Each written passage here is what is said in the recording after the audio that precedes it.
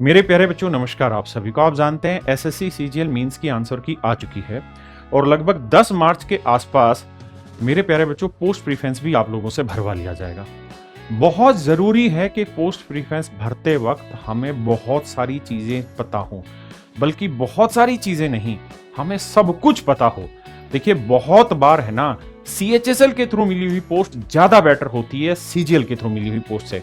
बहुत बार छोटी छोटी गलती हम कर जाते हैं और उस गलती का भुगतान हमें बहुत लंबे समय तक करना पड़ता है। जैसे दो ही स्टेट हैं या दो ही जोन हैं, जैसे मान लीजिए जीएसटी है, जीएसटी में कुल मिला के बहुत कम जोन है, दो जोन लगातार एक दूसरे के साथ हैं, ठीक है जी।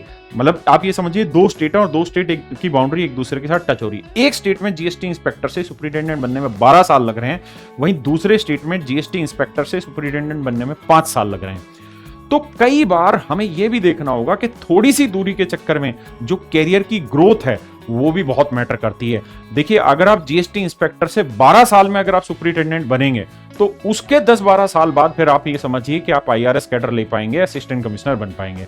वहीं अगर आप 5 साल में जीएसटी इंस्पेक्टर से सुपरिटेंडेंट बन जाते हैं तो समझिए कि अगले 6 से 7 साल में आप आईआरएस कैडर ले लेंगे, यानी 10 से 12 साल में जीएसटी में रहते हुए आप आईआरएस कैडर ले लेंगे। जैसे अभी गुजरात की बात करें, गुजरात में एक वक्त था, एक दौर था जब वहां पे इनकम टैक्स इंस्पेक्टर हो या जीएसटी इंस्पेक्टर हो, प्रमोशन बहुत फास्ट चलते थे। लेकिन आज गुजरात में 12 साल लग रहे हैं मेरे प्यारे बच्चों जीएसटी इंस्पेक्टर का प्रमोशन लेने में। 2014 बैच के बच्चे भी अभी जीएसटी इंस्पेक्टर से सुपरिटेंडेंट नहीं बने हैं। इसी तरीके से एएसओ में भी कहानियां हैं।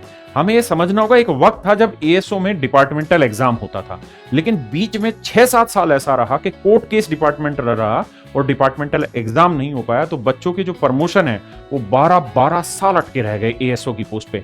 यानी बच्चों ने एएसओ पोस्ट दो वजहों से ली। पहली वजह ये थी कि भैया हमें दिल्ली में पोस्टिंग रहेगी लाइफ टाइम। दूसरी वजह थी कि सर प्रमोशन बहुत फास्ट है, पढ़ लिख के डिपार्टमेंटल एग्जाम होगा 4-5 साल में और उससे हम अपनी पोस्ट को तुरंत की तुरंत क्लियर कर लेंगे और अपनी सेक्शन ऑफिसर की पोस्ट पे प्रमोट हो जाएंगे। लेकिन पता चला कि उस एग्जाम पे स्टे लगा हुआ था। जब स्टे लगा हुआ था तो पता चला कि भाई 10-10, 12-12 साल लग गए सीनियरिटी से प्रमोशन आने में। बच्चा फ्रस्ट्रेट हो गया कि यार मेरी तैयारी इतनी बढ़िया थी, इससे बढ़िया तो मैं चाहता तो दिल्ली में इनकम टैक्स इंस्पेक्टर ले लेता। दिल्ली का इनकम टैक्स इंस्पेक्टर 9 साल में बन जाता है आईटीओ, और मैं यहाँ 12 साल घिस रहा हूं और मेरा भी एएसओ से एसओ नहीं आया। तो मेरे प्यारे बच्चों बहुत जरूरत है कि हमें एक एक पोस्ट की बहुत बारीकी से जानकारी हो। ऐसा ना हो कि हम फिल्में देख के सीबीआई भर लें और बाद में ये भुगतते रहें कि आज 6 महीने यहां है, अगले 6 महीने वेस्ट बंगाल चले गए, उससे अगले 6 महीने जम्मू कश्मीर चले गए, उससे अगले 6 महीने कहीं और। क्योंकि आज आप जिस उम्र में है ना, इस उम्र में हो सकता है आप जिम्मेदारियों का एहसास इतना अच्छे से ना समझ पाएं। आपकी शादी नहीं हुई, आपके ऊपर पारिवारिक दबाव नहीं आया, लेकिन जब शादी हो जाएगी, गृहस्थ जीवन हो जाएगा, तो हर 6 महीने यहां से वहां भागने में आपको बहुत परेशानी होगी। तो जरूरत है कि बहुत अच्छे तरीके से पोस्ट प्रीफेंस भरी जाए। मैं कैरियर परिवार की तरफ से आप सब लोगों के लिए काम करने जा रहा हूं, जिन बच्चों का मींस में इस बार स्कोर ठीक आ रहा है, कि हम क्या कर रहे हैं कि जैसे मान लीजिए पूरे भारत में, ये भारत का नक्शा मैंने बनाया, भाई बहुत गंदा बना है लेकिन समझना, इस पूरे भारत के नक्शे में जैसे मान लेते हैं, मैं इनकम टैक्स इंस्पेक्टर की ही बात कर रहा हूं, और इनकम टैक्स इंस्पेक्टर के मान लेते हैं 4-5 जोन है। एक जोन ये हो गया पूरा जम्मू हिमाचल वाला, एक जोन ये दिल्ली वाला हो गया भाई, एक जोन ये यूपी वाला हो गया। इस तरह से मान लेते हैं, एक गुजरात वाला हो गया, महाराष्ट्र वाला हो गया, तमिलनाडु वाला हो गया, ये हो गया, वो हो गया। तो कुल मिला के मान लेते हैं 8 जोन है। कितने जोन है? 8 जोन है पूरे भारत में। 1 2 3 4 5 6 7 8 जोन है।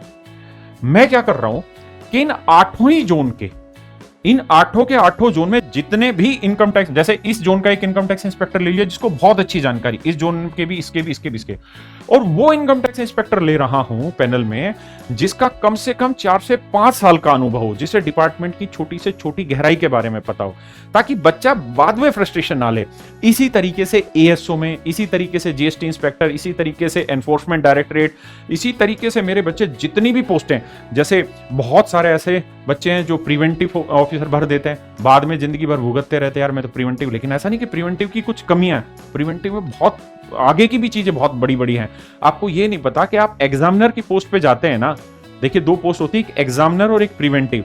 एक वक्त था जब एग्जामिनर की रैंकिंग नंबर 1 रहती थी, यानी सबसे ज्यादा जो स्कोर जिस बच्चे का आता था वो एग्जामिनर भरता था, क्योंकि एग्जामिनर की पावर ज्यादा होती थी, और पावर का मतलब आप समझते हैं पावर क्या होती है। लेकिन एक दौर आया कि कैडर का स्ट्रक्चर ही चेंज हो गया और अब प्रिवेंटिव इंस्पेक्टर कहीं ना कहीं टक्कर ले रहा है और उससे ऊपर भी चला जा रहा है।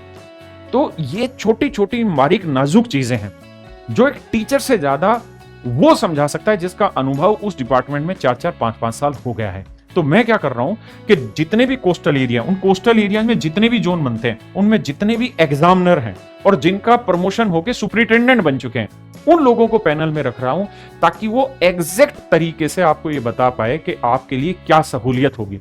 तो हम क्या कर रहे हैं, मेरे बच्चे इसी वीडियो के डिस्क्रिप्शन में हम एक गूगल फॉर्म भी दे रहे हैं और एक क्यूआर कोड भी आपको स्क्रीन पे दिखाई दे रहा है। इस क्यूआर कोड के थ्रू जो भी बच्चे जिनका भी मींस में स्कोर है और जिनको लगता है कि हाँ मेरा मींस क्वालिफाई हो जाएगा, तो वो अपनी पोस्ट प्रीफरेंस भरने से पहले इस क्यूआर कोड को स्कैन करना और मेरे बच्चे गूगल फॉर्म भरना। हम एक जूम मीटिंग रखेंगे और उस जूम मीटिंग में हम लोग क्या करेंगे कि जो सिलेक्टेड बच्चे हैं हम पूरी तरीके से उनको वेरीफाई करेंगे सबसे पहले।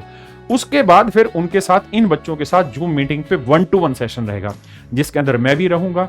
हर जोन के, अगर 8 जोन है इनकम टैक्स इंस्पेक्टर, तो 8 जोनों के आईटीओ लेवल तक के भी अधिकारी साथ में बैठेंगे ताकि किसी भी बच्चे को छोटे से छोटा भी जो डाउट होगा ना, वो उसका जूम मीटिंग के थ्रू क्लियर किया जा सके, उसके एक एक सवाल का जवाब दिया जा सके। और इसके लिए किसी भी स्टूडेंट से केवल 1 रुपया भी चार्ज नहीं कर रहा है, ना हम करने वाले हैं।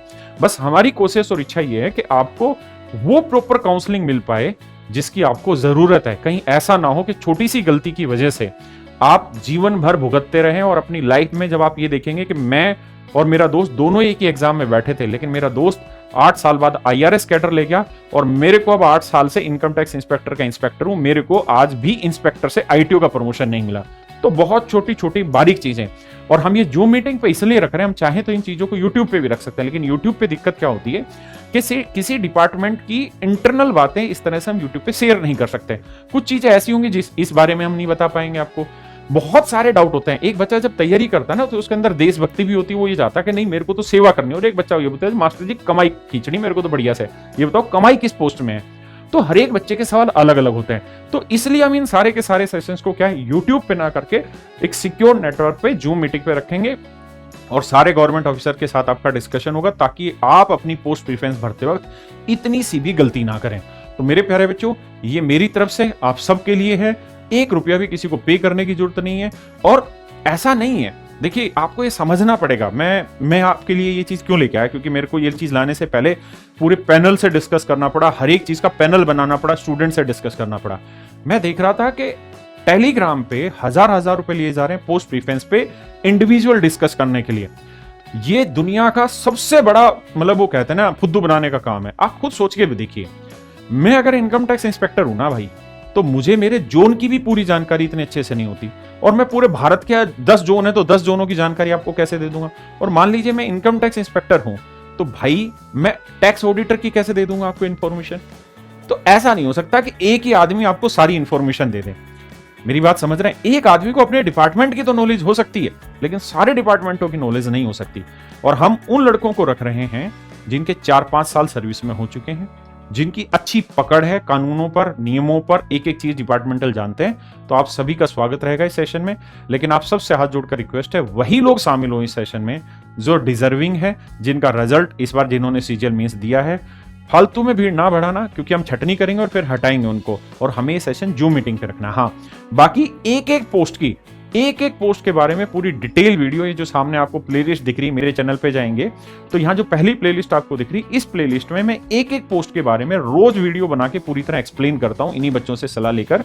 जो संभावित रूप से बताया जा सकता है यूट्यूब पे, वो सारी बातें मैं यूट्यूब पे बताता हूँ कि कैसी पोस्ट है, कहाँ ट्रांसफर होता है, क्या।